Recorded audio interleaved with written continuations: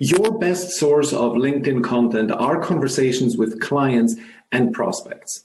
When I look at my past few videos, pretty much all of them have been informed by a conversation with a client or a prospect. For example, yesterday's video about don't try to convince people who disagree with you, instead focus on finding people who already agree with you, was inspired by a conversation that I had with a client the day before, and it was exactly his case. He was on a mission. He wanted to convince others who were not right.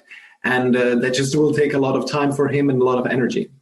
The day before, I posted about a woman I had spoken to. She's a prospect, and she told me that she has a bad case of imposter syndrome and lack of confidence. And I'm very grateful how many of you responded and gave her your perspective. So that was wonderful. The day before, I spoke about productivity, and that was inspired by a client conversation I had where one of my clients, I saw how she on the screen, she was screen sharing with me, and how when she was scrolling on the page, she actually took her mouse and went over to the sidebar to drag it down. Not even mouse. She actually used her touchpad to do that. And imagine this is how she scrolls on a page. This is going to take her a huge amount of time if you add it all up. So I decided to do a quick video about productivity tips so that how you can be faster with everyday tasks. And the reason why I do this is because I want to serve my audience with content that applies to them.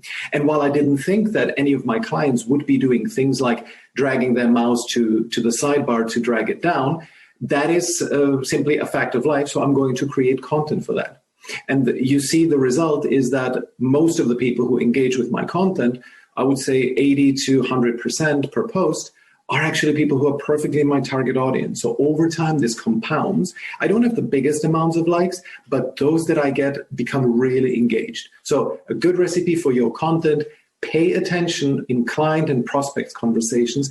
Anything that you believe that they are doing wrong or that they are, mistaken about in any way, that's a great source of content.